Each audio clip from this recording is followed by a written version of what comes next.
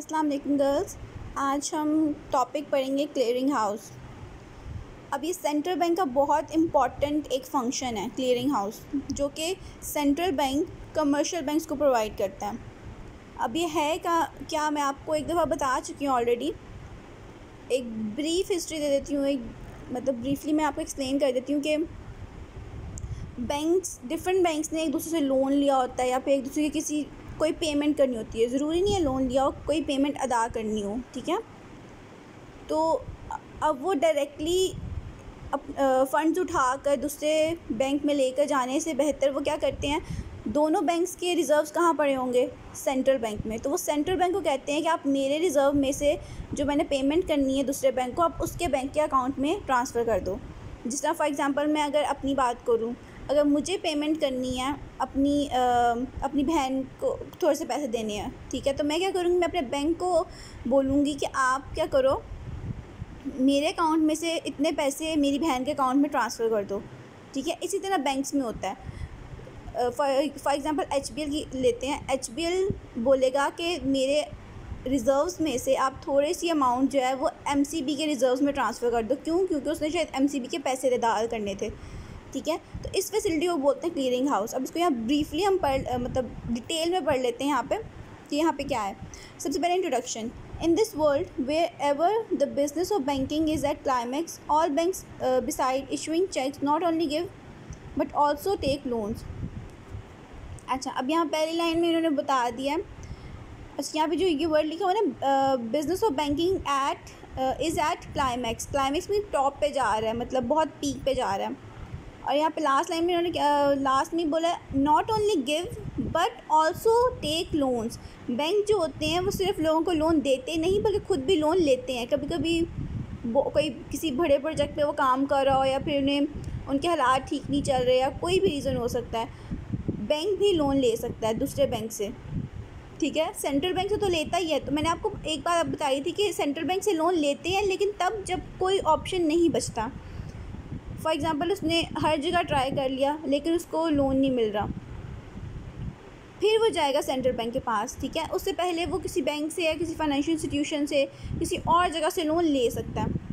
In order to settle their accounts, अपने accounts को settle करने के लिए, ठीक है, जो मैं ऑलरेडी आपको बता सकती हूँ, अपनी पेमेंट करने के लिए the central bank of the country provides the facility of clearing house to all the scheduled banks. सिर्फ स्केजुअल बैंक्स को, जो सेंट्रल बैंक के साथ काम कर रहे होते हैं, सिर्फ उन बैंक्स को ये फैसिलिटी दी जाती है, ठीक है, क्लियरिंग हाउस फैसिलिटी, कि वो अपने अकाउंट सेटल कर सकते हैं। मतलब अगर किसी ने किसी की पेमेंट करनी है तो वो सेंट्रल बैंक के थ्रू कर सकता है। A clearing house is that department of central bank where the representatives of member banks meet 2 times in a day to settle their mutual claims on the principles of bookkeeping by debit or credit of account। अच्छा, अब उन्होंने बताया कि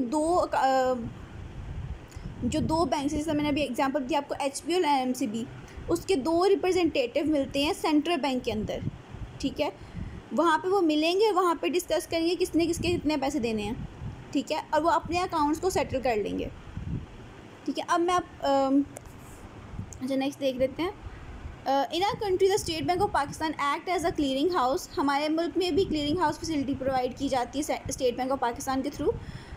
where there is no branch of this bank, the clearing house function is perform by the national bank of Pakistan. अच्छा, अब जिस तरह आपको पता है स्टेट बैंक ऑफ पाकिस्तान हर जगह हर सिटी में अवेलेबल तो नहीं है ना।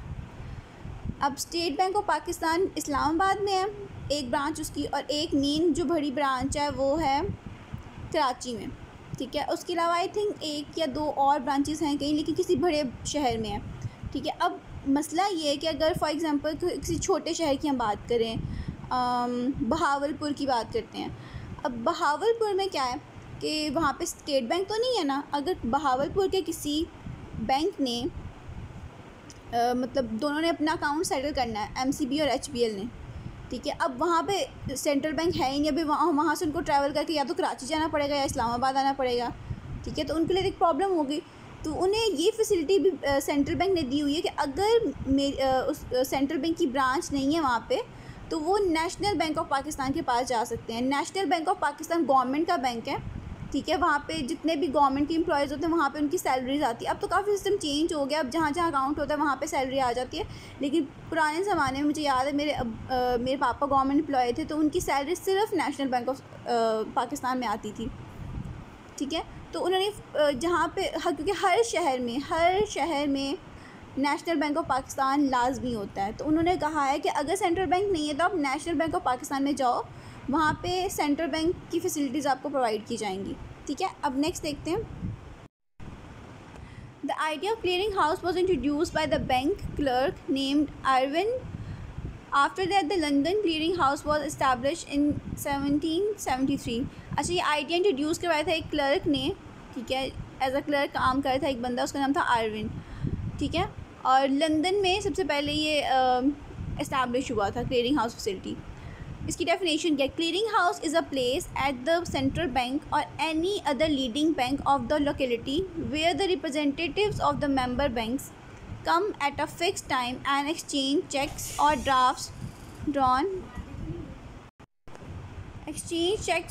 drawn on each other and settle the resulting balance through entries in the books of the bank acting as clearing house। अच्छा, अब इसको मैं आपको एक्सप्लेन करती हूँ। सबसे पहले उन्होंने क्या बात की है? Clearing house is a place at central bank or any other leading bank of the locality. अगर तो सेंट्रल बैंक है तो ठीक है, अगर नहीं तो नेशनल बैंक ऑफ पाकिस्तान। ठीक है। उन्होंने यहाँ पे नेशनल बैंक का नाम नहीं लिया क्योंकि ये एक जनरल डेफिनेशन है। ठीक है। ऑफ द लोकेलिटी, जो आपके एरिया में अवेलेबल होगा। ठीक है। क्लियरिंग हाउस में वहाँ पे एक प्लेस होता है, उस बैंक के अंदर एक क्लियरिंग हाउस की जगह होती है। ठीक है। Where the representatives of the member bank. अब मेंबर्स हमारे कौन से, हमारे बैंक्स कौन से थे? HBL और MCB। ठीक है। दोनों का एक एक मेंबर आएगा। ठीक है। दोनों को जो उसको रिप्रेजेंट कर रहे होंगे। Come at a fix time and exchange cheques और ड्राफ्ट्स। वो आएगा, एक फ़िक्स टाइम तय किया जाएगा। ठीक है। उसी टाइम पे दोनों रिप्रेजेंटेटिव्स ने आना है और चेक्स और ड्राफ्ट जो भी होंगे वो एक्सचेंज करने हैं। And settle the resulting balance through entries.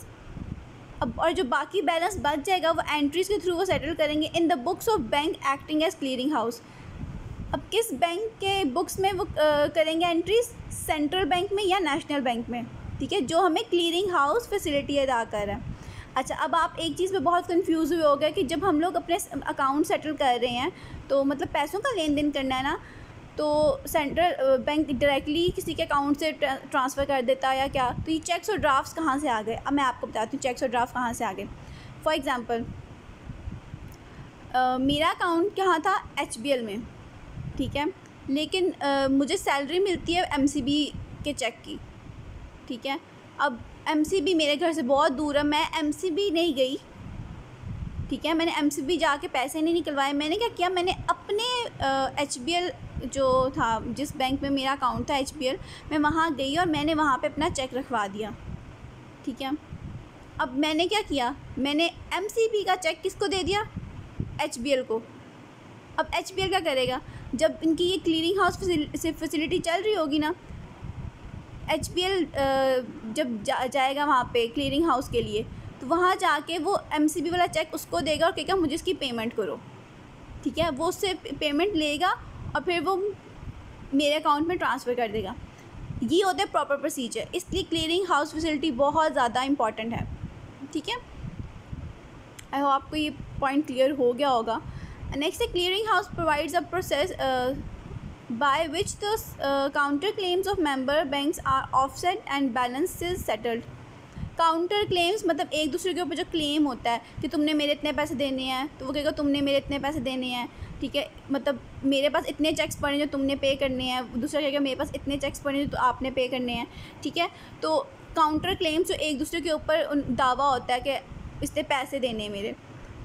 ठीक है। बैंक्स आर ऑफसेट मतलब वो सेटल करते हैं और बैलेंसेस जो अगर फॉर एग्जांपल फिर बाद में HBL ने MCB से कोई लोन लिया हो, ठीक है, तो वो जो लोन की पेमेंट है वो सेंट्रल बैंक के अकाउंट से ट्रांसफ़र कर दी जाएगी। ठीक है। Clearing house is that department of central bank where the representatives of bank members bank and financial institution gather to clear their accounts. ठीक है। अब ये वाली डेफिनेशन सबसे अच्छी है और ईजी है। ठीक है। पहली दो वाली मुश्किल हैं, वो मैं आपको नहीं प्रेफर करूँगी कि आप याद करो, ठीक है। हैं वो बहुत इंपॉर्टेंट कि उसमें हर चीज़ डिटेल में एक्सप्लेन की गई है, लेकिन ये वाली ईजी भी और समझने में आसान भी है।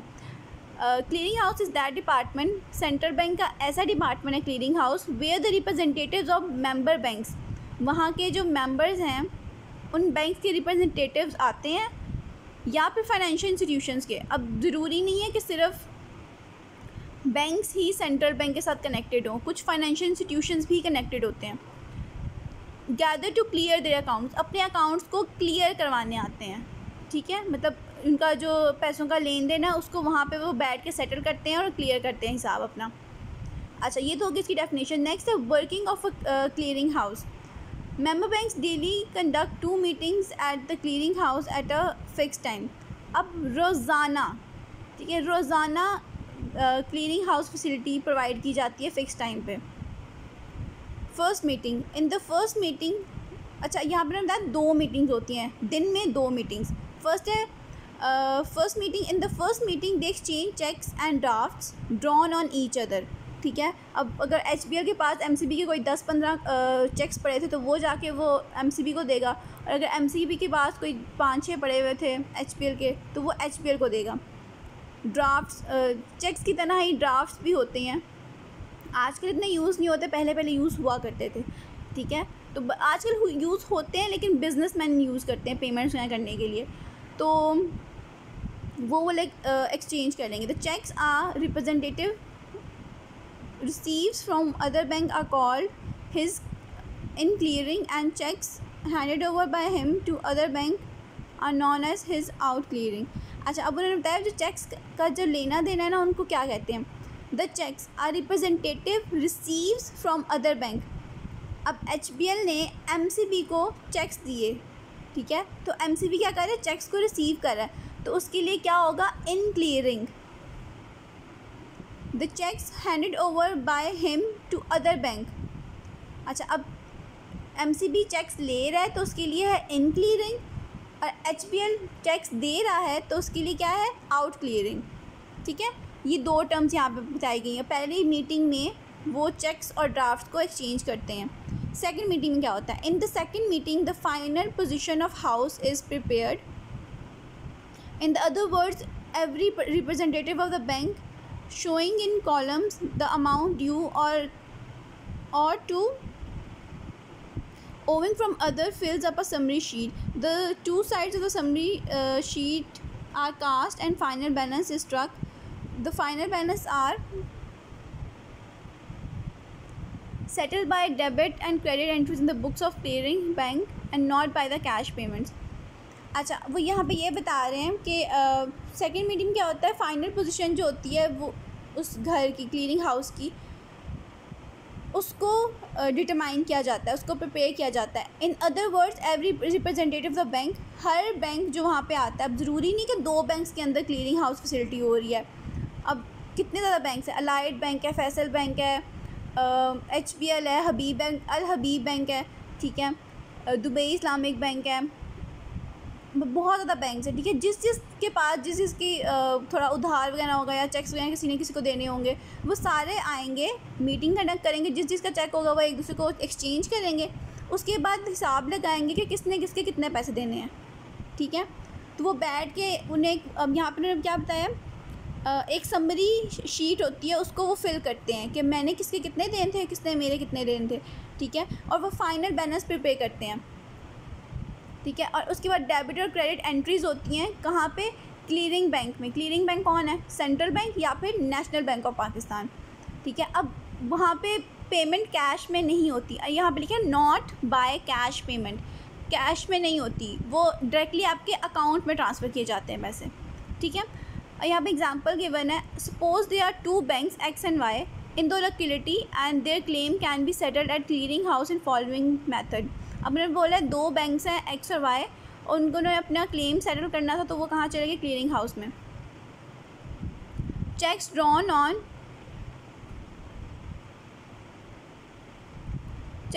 On a person receives a cheque of ₹40,000 of bank X and deposit in the in bank Y. अच्छा, ये जो मैं अभी आपको एग्जांपल ऑलरेडी दे चुकी ना कि जैसे मेरा बैंक था एमसीबी, सॉरी मेरा बैंक एचपीएल था और इसमें मैंने जमा कौन सा चेक करवाया था, एमसीबी वाला, वो सारी एग्जांपल यहाँ पे आती है, ठीक है। और वो जाएंगे अपने अकाउंट्स क्लियर करवाएंगे, वो सारा प्रोसीजर है। मैं इस क्या नाम है, इस पार्ट को स्किप कर रही हूँ, ठीक है, क्योंकि यहाँ पे आप कंफ्यूज हो जाओगे। यहाँ क्योंकि नंबरिंग में बात है तो इसलिए आप कंफ्यूज होगी, क्योंकि ये वाली बात मैं ऑलरेडी आपको एक एग्जांपल में एक्सप्लेन कर चुकी हूँ। अब नेक्स्ट देखते हैं क्या है। नेक्स्ट है advantages of clearing house. First है no need to keep large money. In the presence of clearing house, the banks have no need to keep large sum of money in hand, so they become able to give greater amount of credit. अच्छा, अब उन्होंने ये बताया कि bank को अपने पास बहुत ज़्यादा अमाउंट रखने की ज़रूरत नहीं है। क्यों? क्योंकि उन्होंने ऑलरेडी कैश रिजर्व रखा हुआ है सेंट्रल बैंक के पास, ठीक है। तो क्लियरिंग हाउस फैसिलिटी कहाँ से होती है? सेंट्रल बैंक के पास है। तो वहाँ जाएंगे, वहाँ पे जो भी उनकी सेटलमेंट होगी वो उस अकाउंट के थ्रू हो जाएगी। उन्हें अपने पास ज़्यादा पैसे रखने की ज़रूरत नहीं है। Next है pleasant relation. The representatives of member banks meet each other daily at the platform of clearing house, where they get a chance to understand each other beside their business matters that result in promotion of pleasant relation among themselves. अब वो बता रहे हैं कि वो जो banks के representatives आते हैं वो रोज़ाना मिल रहे होते हैं वहाँ पे, ठीक है। तो उनके अच्छे ताल्लुकात क्रिएट हो जाते हैं, ठीक है। उनका अच्छा एक रिलेशनशिप क्रिएट हो जाता है। इससे फ़ायदा क्या होता है कि फिर ना हर कोई मुसीबत के वक्त में एक दूसरे की हेल्प करेगा, ठीक है। एक दूसरे को अगर लोन चाहिए होगा तो लोन प्रोवाइड कर देगा, ठीक है। इससे फ़ायदा ये होता है कि हमारे मुल्क की क्या नाम है, बैंकिंग सिस्टम इंक्रीज़ होता है, प्रमोट होता है। अच्छा, ये हो गया। नेक्स्ट है transmission of cash. Another advantage of the system is the transfer of cash from one place to another without its physical involvement. अब देखो, फिज़िकल इन्वॉल्वमेंट का मतलब है कि हम हाथ में पैसे लेके नहीं जा रहे। कैसे ट्रांसफ़र हो रहे हैं? Account to account. It prevents the danger of loss of cash in transit. अच्छा, अगर हम लोग पैसे की लेके जा रहे हैं तो चोरी होने का या फिर चोरी होने का मोस्टली ख़तरा होता है, ठीक है। तो वो ख़तरा कम हो जाता है। क्यों? क्योंकि हम लोग अब फिज़िकली उसको इन्वॉल्व से कर ही नहीं रहे कैश को। हम लोगों ने कैसे किया? अपने अकाउंट से दूसरे अकाउंट में पैसे ट्रांसफ़र करवा दिए। नेक्स्ट है it save times and labour. Cleaning house saves time and labour in the olden time. अच्छा, वो कह रहे हैं कि वो टाइम को और लेबर को सेव करता है, ठीक है। लेबर का मतलब वहाँ पे उन्होंने एक्स्ट्रा लोग रखने नहीं पड़ते उनको। In the olden time when there was no clearing system, bank used to send their clerks to collect the cheque from the drawee banks. अच्छा, जब पहले क्लियरिंग हाउस फैसिलिटी नहीं होती तो बैंक्स क्या करते थे? ये वाली बात मुझे बहुत अच्छे से याद है, ये हमारे टीचर ने हमें बहुत एक्सप्लेन की थी। पहले क्या होता था, जब क्लियरिंग हाउस फैसिलिटी नहीं थी, अब जिस तरह मैंने अपना अपना चेक जो था कहाँ पे दिया था? एचबीएल अकाउंट में, ठीक है। फॉर एग्जांपल अगर उनके पास क्लियरिंग हाउस फैसिलिटी नहीं है, ठीक है, मेरा कौन सा चेक था? एमसीबी का, तो मैंने एचबीएल में जाके दे दिया। अब एचबीएल ने एक स्पेशल बंदा रखा होता था, ठीक है, शायद 1 या 3-4, वो डिपेंड कर रहा था कितनी ज़्यादा तादाद के उनके पास चेक्स वगैरह आते हैं, ठीक है। अब उन्होंने वो एक बंदा रखा हुआ था जो ये काम करता था। वो क्या करता था कि जैसे ही उनको चेक रिसीव हुआ तो वो उस बंदे को चेक देते थे, कहते थे जाओ दूसरे बैंक से इसकी पेमेंट लेकर आओ, ठीक है। उस बंदे को फिर ट्रैवल करके जाना पड़ता था दूसरे बैंक में, वहाँ से वो पेमेंट लेता था, फिर वापस आता था। फिर पेमेंट किसकी थी? मेरी ना, तो वो मेरे अकाउंट में ट्रांसफ़र भी कर देते थे, ठीक है। तो ये काफ़ी लंबा प्रोसेस था और इसमें इन्वॉल्वमेंट थी लोगों की, लेबर की। अच्छा, यहाँ पे लिखे bank use to send their clerks to collect the cheques from drawee bank. ये मैं एक्सप्लेन कर चुकी हूँ। This method was wasteful and risky. Risky क्यों था? चेक अगर फॉर एग्जांपल गुम हो जाए तो अब अगर वो क्रॉस चेक ना हो, बियरर चेक को कोई भी उसको ले सकता है, तो जो जिस बंदे के हाथ लगेगा वो जाके चेक कैश करवा सकता है, वो पैसे तो वो ले लेगा। तो ये रिस्की था एक तरह से।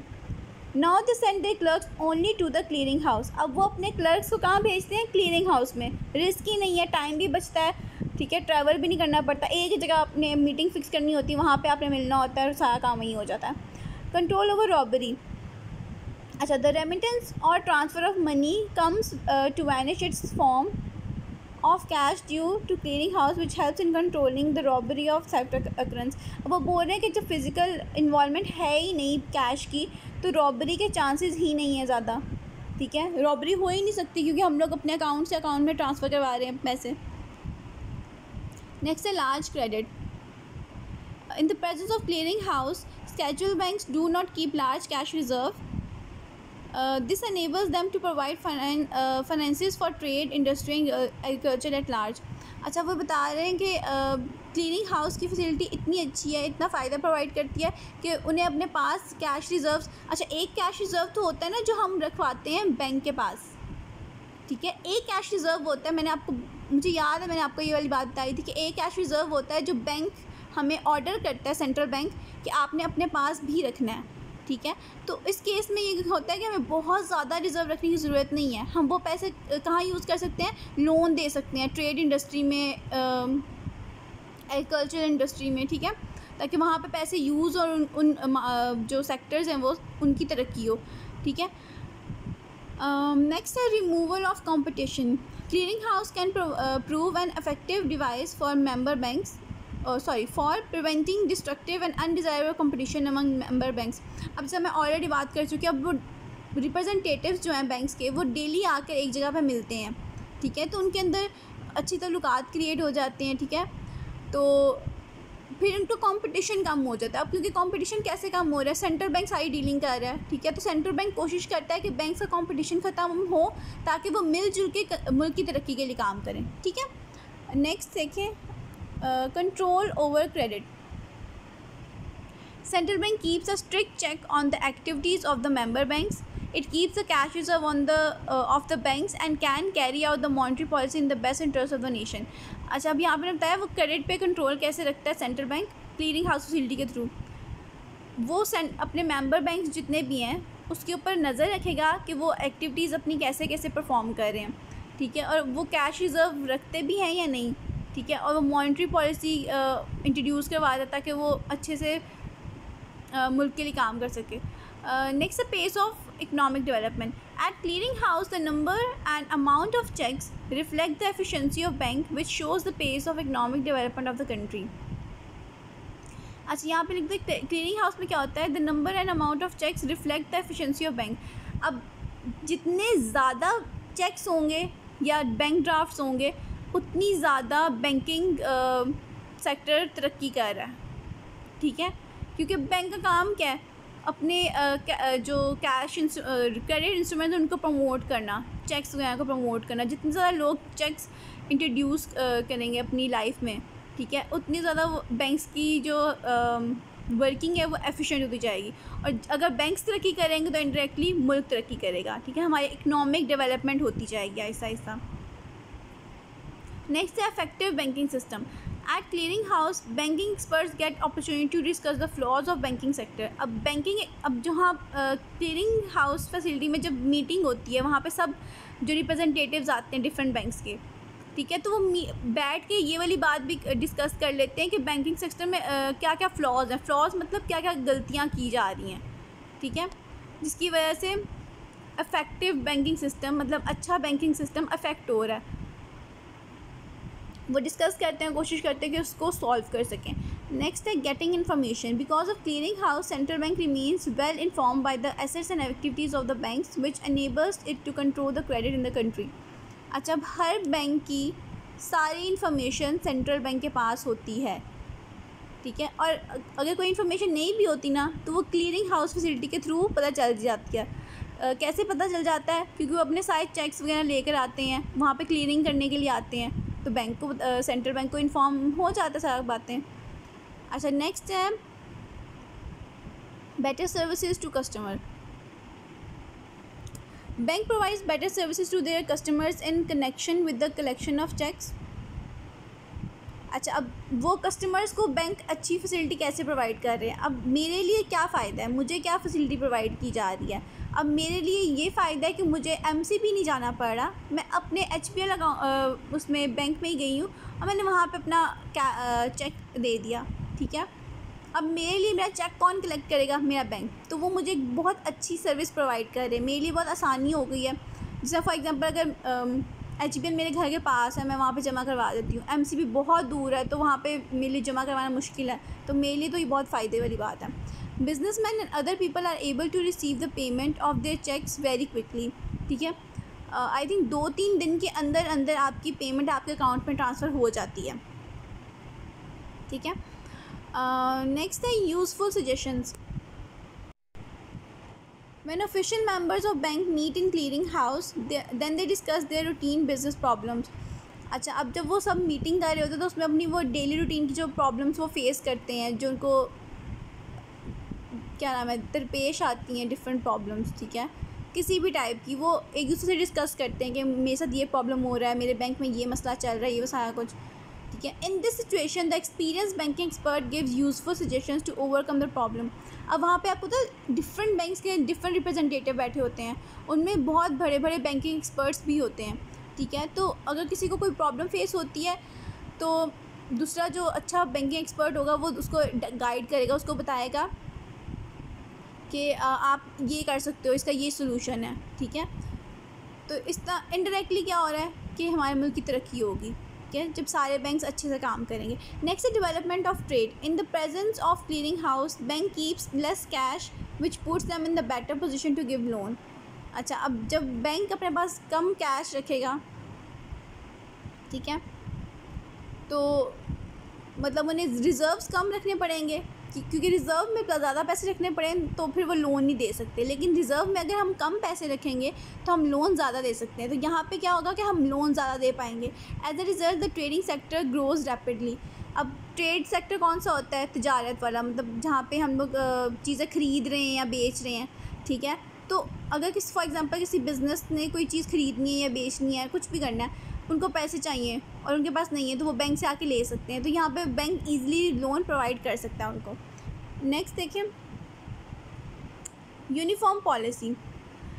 The member bank can arrange a uniform policy for issuing letter of credit, bank draft और foreign exchange and for other services. अच्छा, एक यूनिफॉर्म पॉलिसी होती है।